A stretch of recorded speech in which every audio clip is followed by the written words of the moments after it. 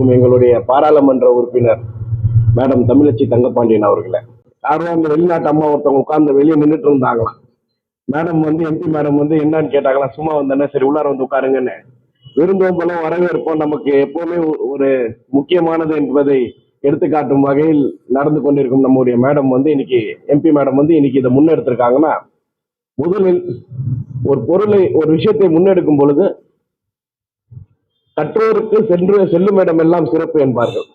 நம்ம எம்பி மேடமே ஒரு முனைவர், மிக சிறந்த பேச்சாளர். அப்பேற்பட்டவங்க இதை முன்னெடுக்கிறாங்கன்னா இதோடைய ஆழம் என்ன இருக்கும் என்பது நீங்களே புரிந்து கொள்ள வேண்டும். ஸ்டெம் கல்வி என்று ஆரம்பிக்கிறார்கள். Science, technology, mathematics and engineering and mathematics இதை முன்னெடுக்கிறாங்க. ஸோ இன்னைக்கு இந்த சுதா மேடம் அவங்க வாலண்டியர்ஸ் எல்லாமே சேர்ந்து நம்ம எம்பியோட கோஆர்டினேட் பண்ணி இதை ஆரம்பிக்கிறது உங்களுக்கு தான் நல்லது நடக்கும் ஒழிய வேற யாருக்கும் நன்மை நடக்காது. என்ன காரணம்னா, நீங்க சின்ன வயசுல எல்லாம் ஒரு படம் பார்த்துருப்பீங்க. 2 பேர் ஒரு சின்ன ஆத்தை கடந்து போயிட்டு இருப்பாங்க. ஏண்டா தம்பி, ரிக்வேதம் படிச்சிருக்கியா, யஜுர்வேதம் படிச்சிருக்கியா, அதர்வண வேதம் படிச்சிருக்கியா, சமஸ்கிருதம் தெரியுமா என்று அந்த சுவாமியார் கேட்டு வருவார். இந்த சின்ன படகை ஓட்டிட்டு போற பையன் எனக்கு ஒன்றும் தெரியாத சாமின்ற மாதிரி ஏதோ சொல்லுவாரு. நடுவில் அந்த ஆறில் சற்று வெள்ளம் ஏற்பட்டவுடன் இருவருமே படகிலிருந்து வெளியே விழுந்து விடுவார்கள். அப்போ அந்த படகு ஓட்டி அந்த சுவாமியிடம் கேட்பான், சுவாமி நீச்சல் அடிக்க கத்திருக்கியா அப்படின்னு. இப்போ வாழ்க்கையே போச்சு அப்படின்வாங்க. ஸோ எந்த அளவுக்கு ஒரு காலத்துக்கு ஏற்ற கல்வியை படிக்க வேண்டும், எல்லாத்தையும் தெரிந்து கொள்ள வேண்டும். தெரியவில்லை என்றால் நம்மளால் இந்த உலகத்தில் இந்த போட்டியான உலகத்துல வாழ முடியாது. ரொம்ப சின்ன சின்ன விஷயம் தான் சயின்ஸ்ன்றது.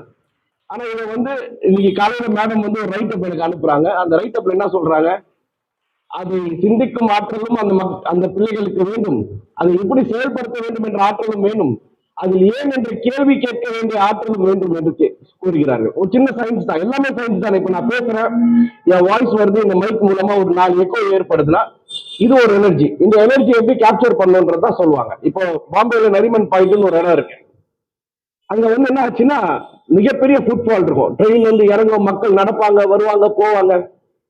இவ்வளவு பெரிய ஃபுட்பால் நடக்கும் போது என்ன ஆச்சு, அங்க இருக்கக்கூடிய சின்ன சின்ன இன்ஜினியர்ஸ் எல்லாம் ஒண்ணு சேர்ந்து அரசாங்கத்துக்கு ஒரு ப்ரொபோசல் தராங்க. இவ்வளவு பேர் நடக்கிறாங்கன்னா நமக்கு இவ்வளவு பெரிய எனர்ஜி அங்க கிரியேட் ஆகுது, அந்த எனர்ஜியை நம்ம வேஸ்ட் பண்றோம். உடனே என்ன பண்ணாங்க, அங்க டைல்ஸ் கீழே சின்ன சின்ன சிக்னல்ஸை வச்சு அவங்க ஒரு ஸ்டெப் வைக்க வைக்க அந்த எனர்ஜியை கிரியேட் பண்ணி அந்த எனர்ஜியை உருவாக்கி அதுல கரண்ட் எடுத்தாங்க. இதையே செய்யக்கூடாது என்று நினைத்தார்கள், செய்தார்கள். இதுதான் எனக்கு உங்களுக்கு தேவை. காலத்துக்கு ஏற்ற கல்வி தேவை. என்ன காரணம்னா, ஒரு பக்கம் நம்மள வேற வழி திசை மாதிரி கூட்டு போயிட்டு இருக்காங்க. நம்ம முதலமைச்சர் ரொம்ப தெளிவா சொல்வார், மாணவர்கள் தான் முக்கியம். என்ன காரணம்னா, எந்த மாநிலத்திலும் அரசாங்கத்துல கல்விக்கு தனி பட்ஜெட் கிடையாது. தமிழ்நாட்டில் மட்டும்தான் கல்விக்கு என்று 40,000 கோடி ரூபாய் வரைக்கும் பட்ஜெட் ஒதுக்கப்பட்டிருக்காரு நம்ம முதலமைச்சர். அப்போ இது சாதாரண விஷயம் இல்லை. ஏன் இது ஏன் அவர் 2021 யோசித்து செய்தார் என்றால், 4 ஆண்டு காலம் ஆட்சி முடிந்து விட்டது. ஆனா அன்னைக்கே ஏன் முதலமைச்சர் அதை செய்தார் என்றால், இன்னைக்கு ஒருத்தர் சொல்லிட்டு இருக்காரு என்னன்னா, முதல்ல சாத்திய 3க்கு போனது யாரு, 3க்கு போனது யாரு? ஆமா, இன்னைக்கு மத்திய அரசாங்கத்தில் ஒரு அமைச்சர் சொல்றாரு, முதல்ல 3க்கு போனது அனுமார் என்று. அததான் நம்ம முதலமைச்சர் யோசித்தார். இதை தெளிவா சொல்லலைன்னா நம்ம பிள்ளைங்கள திசை திருப்பி விட்டுருவாங்க. எல்லாத்துக்கும் எல்லாமே இருக்கிறது. அதுக்கு நம்ம சயின்ஸை புரட்டி பேச முடியுமா?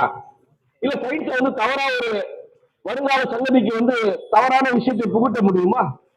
ஏன் தமிழ்நாட்டில் இவர்கள் எல்லாம் கால் வச்ச முடியவில்லை?